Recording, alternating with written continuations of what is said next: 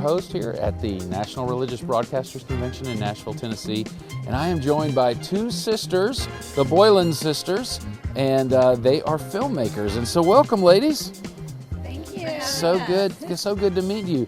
So this is unusual to have sisters, female, in the Christian film industry. It's a pretty guy-focused world. Yes, we know. You are correct.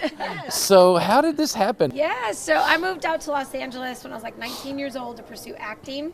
And then, I did the whole stereotypical waiting tables, trying to get acting jobs. And after 10 years of really pounding the pavement, I was like, all right, God, this is not working. And so I moved out to Albuquerque, New Mexico, kind of resurrendered my life to the Lord in the way I was like, whatever you want for my life, God, I'll do it. If you don't want me in the film industry, I'll give it all up. And I met all these indie filmmakers and we started making stuff. And then I was like, well, wait a minute, what if I start writing and producing? Then I can put myself in the movie and give myself a job. And after I made a feature, my sales agent actually said to me, you should be making faith-based films.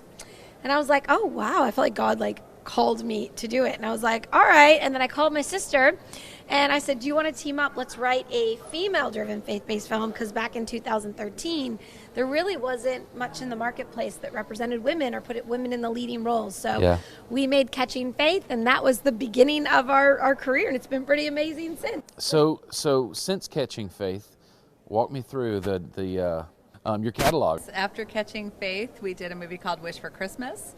And then the Catching Faith actually was the top 5 seller, and they asked us to do a sequel, Catching Faith 2. Then we made a movie called Switched, which is about 2 teenage girls that switch places, kind of Freaky Friday meets Mean Girls. Love it. And then The Greatest Inheritance, which is about to release. And we just wrapped a movie in Phoenix, Arizona a month ago called The Identity Crisis. Wow. Okay, so the film that's about to come out again is? The Greatest Inheritance. So tell me about The Greatest Inheritance. All right, The Greatest Inheritance is about a strange family that all returns home to bury their mother, but really to get their inheritance. But when they get home, they found out that their deceased mom has buried the deed to the estate somewhere on the property, and she left them clues and challenges that they have to do together as a family. I love it. Ultimately trying to bring her family back together and teaching them that the only thing we inherit on earth is the kingdom of heaven. What an awesome story.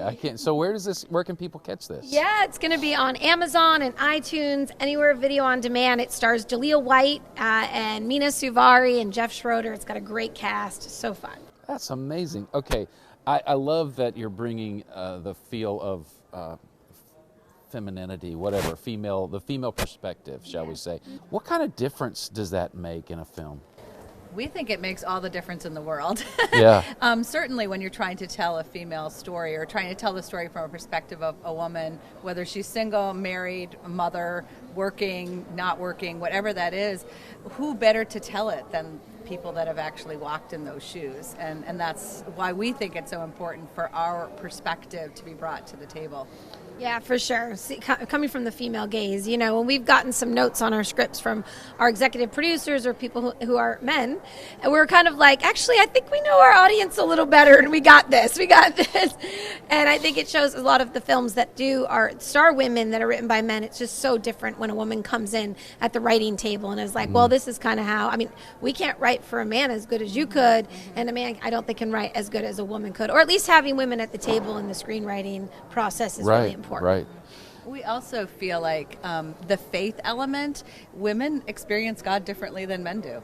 And That's such a great point. Absolutely. Our culture portrays, I guess, your relationship with God in a lot of times one way. And we really wanted to bring that sort of vulnerable, genuine feel of what does it look like if you've accepted Jesus, you're trying to follow after him, and then you're trying to do life that's messy and doesn't always work. And just because you accepted Jesus doesn't mean everything works out perfectly for the rest of your life. And we just really wanted to bring that element to it as well. What is it like for a woman to struggle with her faith, question God, and how do you do that within the way that the United States has set up religious structures? Yeah, but faith-based films have a little bit of a bad reputation. It's getting a lot better. You are correct. But I don't know, it's like everything gets sewn up neatly at the end of everything. It's oftentimes the budgets don't lend to quality talent.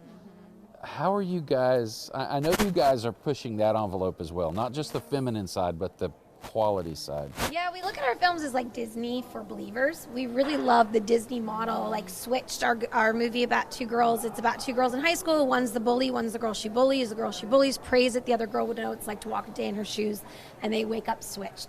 And they go on to find empathy and love and compassion for each other, and it's a super fun film with a really heavy message of anti-bullying, but we wrapped it up in a really fun way. And I think what we're just trying to do is find stories that really resonate with everybody, whether you're a believer or not a believer, and then put faith infused within the story. We start with a story. We do not start with a sermon.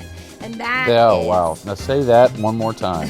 We start with a story. We do not start with a sermon. So good, so good.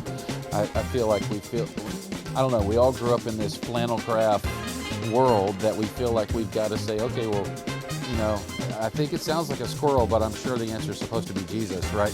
Life is messy, life is dirty, and you guys reveal some of that, but in a beautiful way. So I can't wait to see some of you. I'm going to go back and look at the catalog. So let's talk again soon. When does your next film come out? March 25th. Not long. Yeah, I know you're excited. That's fantastic. Yeah, and it'll be on Amazon and iTunes. And then on July 25th, we'll release exclusively on Paraflix for streaming. But Gotcha. but before that, anywhere video on demand is sold or Filmmakers with a feminine perspective touch. How could they avoid that, right?